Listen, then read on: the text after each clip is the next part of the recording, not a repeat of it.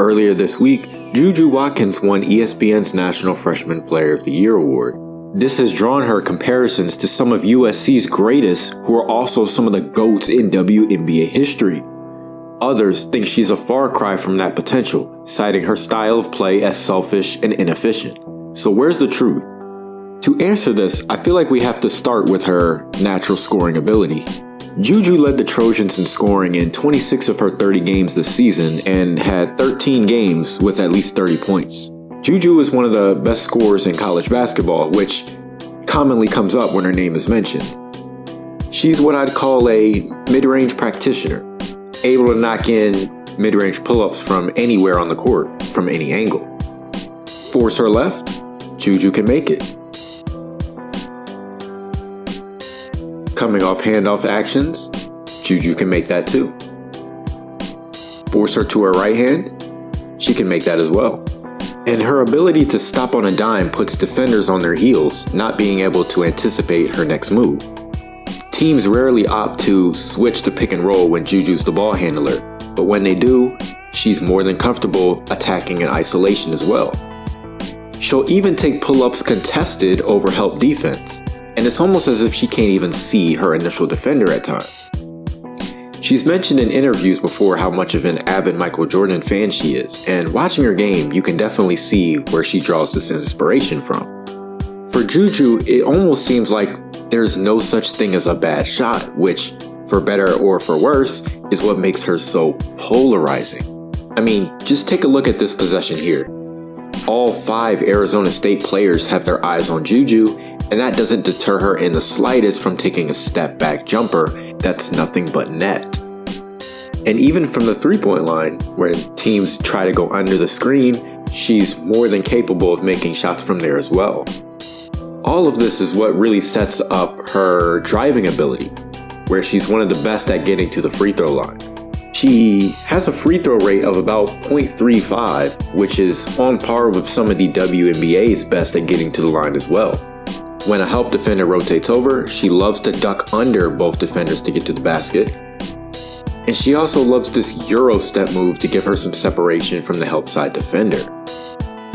She's already ahead of her years at initiating contact, lowering the shoulder here to get the and one layup.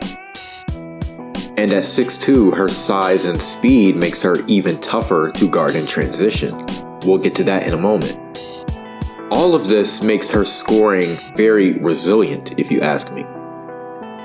Take away one thing, and she can always fall back on another. And it would be remiss of me if I didn't mention her low post scoring ability. 6'2" is a pretty big size for a guard at the women's basketball level, so oftentimes USC will set cross screens for her to post up.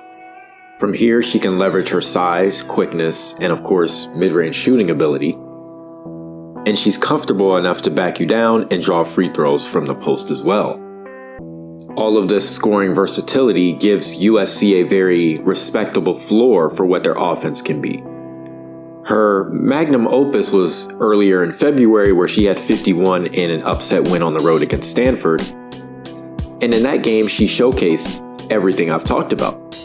From stop on a dime pull-up mid-ranges to pull-up threes in transition. These are the type of scoring outbursts that put fear in the hearts of defenders and cause reverence for fans and journalists around the world. But in Juju's case, this is simply one side of the coin, which makes evaluating her so tricky and complex. But if you ask most people, they probably don't even remember her game before that, where she was only 8 of 27 from the field with 19 points. And it was in that game that suddenly the same shots that she's become iconic for became the very detriment to her team's offense. But the question from the other side is the efficiency. Even though she's shown the ability to make mid-range and three-point shots, I wouldn't say she's necessarily proficient at it yet. Her true shooting percentage was only 51% this year, which looks like a number straight out of 2004. A lot of this is because of her shot selection.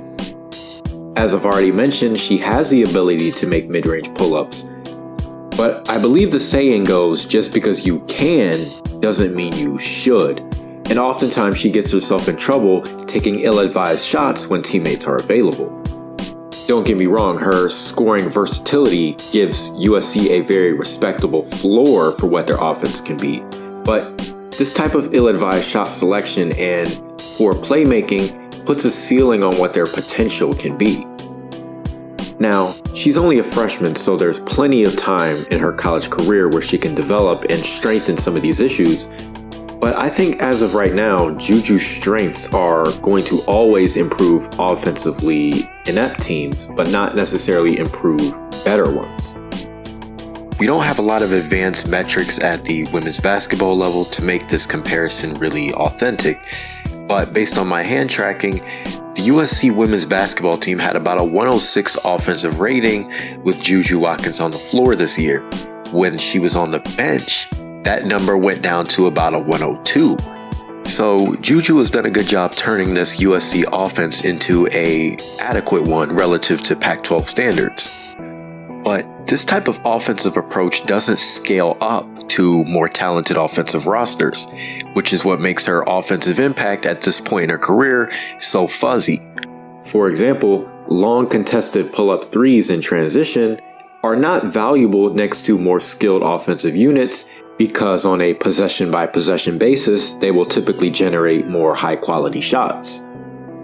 What really concerns me about Juju's offense right now is her passing and playmaking. She has the ability to make pretty simple pick-and-roll reads, and she does like to make laydown passes when they're available. And because of this, I don't like when people give her the selfish basketball player label. However, Juju is much less likely to make the pass to a mediocre or even good three-point shooter rather than take the jumper herself. This is probably the hardest part about being the number one option on a team. Do you pass the ball to an open shooter, or do you take a mid-range pull-up that you've shown your entire career you're capable of making? Juju probably had her two worst games of the season against Oregon State, and their entire game plan was to absorb Juju's scoring because they knew she wouldn't probably make that complex pass to an open teammate. Take this play, for example, where the pull-up mid-range shot that she's made all her life is available, but so is the laydown pass if she just jumps in the air and throws it to a teammate in the dunker spot. There's a clear marginal advantage on plays like this, but when you're one of the best mid-range shooters in college basketball, how easy of an option really is it? Now, I don't want to dismiss her of any criticism because, frankly, some of her playmaking reads have been downright horrendous this year. But again, I think with time and more on-ball reps, she'll have a better feel and understanding for how defenses are playing her. The other question that we need to tackle about Juju's game is her defense and rebounding. We could start with the rebounding first, because Juju Watkins is one of the best guard rebounders I've ever seen. She's 6'2", but plays way bigger than her height, and she has the athleticism to get up there with taller centers. She's great at grabbing rebounds in traffic, and because she's a good ball handler, these plays often generate transition opportunities for her team because she doesn't have to give it to a guard, she can simply push the pace herself. She was named to the Pac-12 All-Defensive team this year, and one quick glimpse at her highlights will explain why. Given that she's a bigger guard, she does a great job at moving her feet with smaller players. Her hands are almost never out of position. Notice how she keeps her hands in the air to prevent getting baited into a foul. She's also strong enough to bang with bigger centers down in the post. And I was most impressed by her help defense this year. She was pretty timely with rotations on the ball. And given the offensive responsibility that she has, I was very impressed with her defensive motor. She's shown the ability to block shots at the rim as well, and her quick thinking on defense makes rotations like this one possible. Her wingspan is also a huge X factor in the defensive conversation as well. USC's defensive approach puts Juju in positions to get steals by rotating from the opposite wing, and her wingspan makes it possible to get deflections even when taller post players try to make skip passes. There have been a few plays where she's been caught ball watching this year, and even though USC doesn't put her in position to chase movement shooters around, she does struggle with screen navigation at this point in her career. But make no mistake about it, Juju is a legitimate two-way threat, and with her scoring versatility, her exceptional rebounding, and her strong defensive impact, I see why she draws a lot of comparisons to some of WNBA's greatest.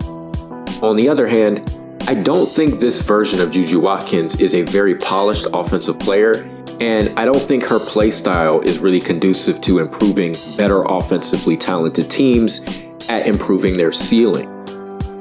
But again, it's still important to acknowledge that she's still a freshman, and she absolutely has time to develop into one of women's basketball's greatest ever.